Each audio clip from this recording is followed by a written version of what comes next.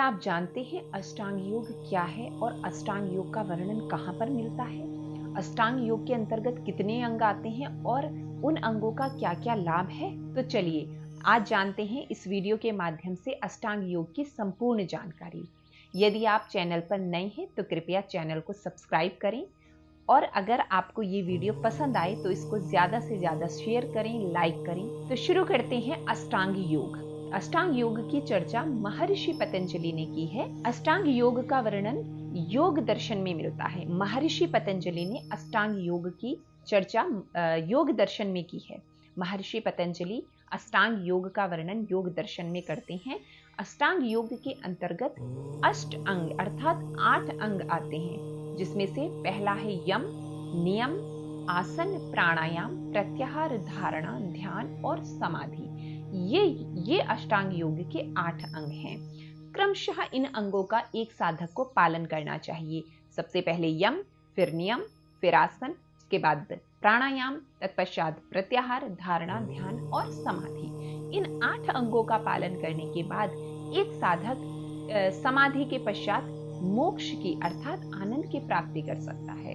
पहला जो अंग है वह है यम। यम के अंतर्गत 5 चीजें आती हैं: अहिंसा, सत्य, अस्तेय, ब्रह्मचर्य और अपरिग्रह।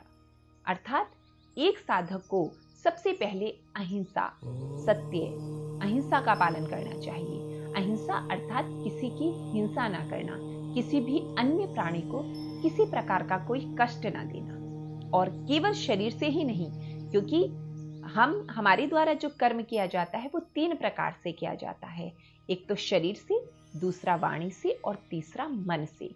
पहला शरीर से किया गया कर्म कर्मणा कहलाता है, वाणी से किया गया कर्म वाचिक कर्म कहलाता है और मन से किया गया कर्म मनसा कर्म कहलाता है। इसीलिए पहला अहिंसा का पालन करते हुए एक साधक को ना तो शरीर से, ना ही वाणी से और ना ही मन से किसी की हिंसा करनी है।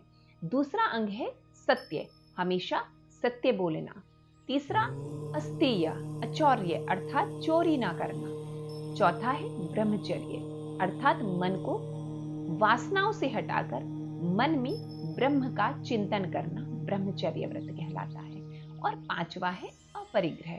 अपरिग्रह अर्थात कम से कम वस्तुओं का संग्रह करना। ये 5 चीजें एक साधक को सबसे पहले अपने जीवन में अपनानी है। अब दूसरे अंग की बात करते हैं। दूसरा अंग है नियम।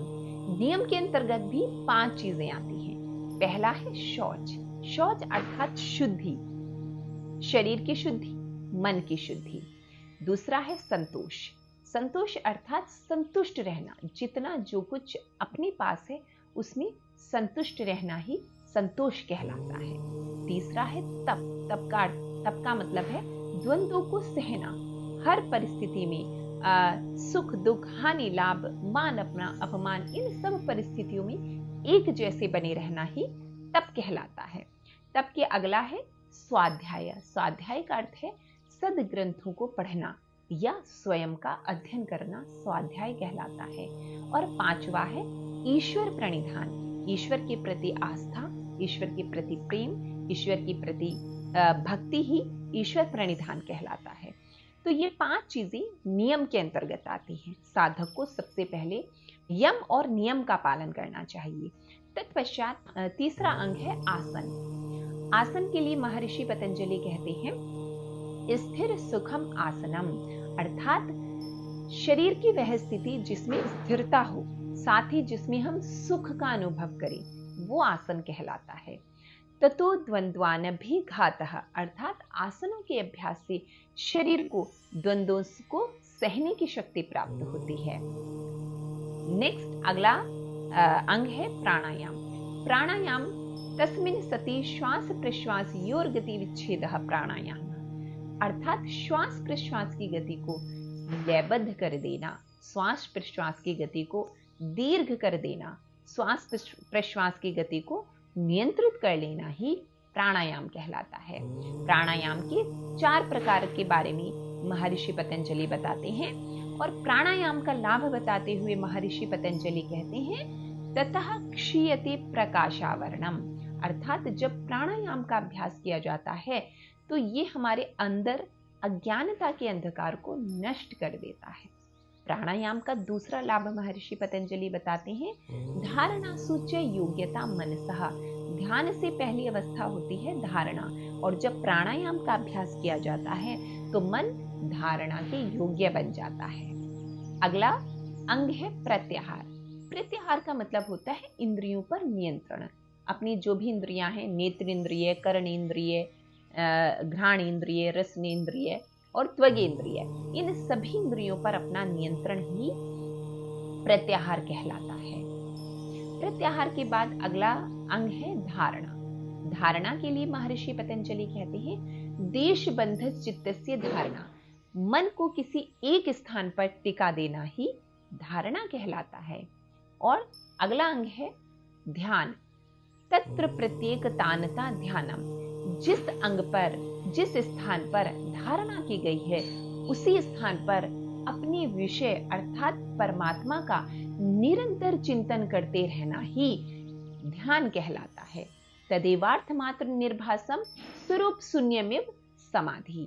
अर्थात जब साधक अपने विषय में यानी कि परमात्मा में इस तरह से लीन हो जाता है कि वो अपने स्वरूप को भी भूल जाता है, वह अवस्था, अपना स्वरूप भी शून्य के समान हो जाता है, वह अवस्था समाधि कहलाती है। इस प्रकार ये अष्टांग योग के 8 अंग हैं, और ये 8 अंगों का अगर एक साधक पालन करे तो धीरे धीरे वह एक एक स्टेप से आगे बढ़कर अगले स्टेप के लिए तैयार हो जाता है।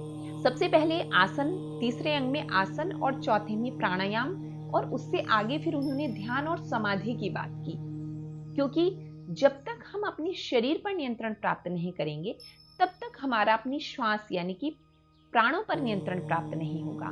इसलिए उन्होंने सबसे पहले आसन की बात की, आसन के बाद प्राणायाम की बात की। और क्योंकि प्राणायाम यानी कि जब तक हमारा अपनी श्वासों पर नियंत्रण प्राप्त नहीं होगा तब तक हमारा अपने मन पर नियंत्रण प्राप्त नहीं हो सकता, इसलिए प्राणायाम के बाद अगला स्टेप होता है धारणा ध्यान का। इसलिए प्राणायाम के बाद अगला स्टेप होता है प्रत्याहार, ताकि हम अपनी इंद्रियों पर नियंत्रण प्राप्त कर सकें। अष्टांग योग के ये अंग, एक अंग पर का हम जब पालन करते हैं तो अपने आप हमारा शरीर, हमारा मन, हमारी बुद्धि इत्यादि तैयार हो जाते हैं अगले अंग के लिए। तो इन 8 अंगों का अगर एक साधक अपने जीवन में पालन करे तो हम योग के लक्ष्य अर्थात मोक्ष यानी कि आनंद की प्राप्ति कर सकते हैं। धन्यवाद।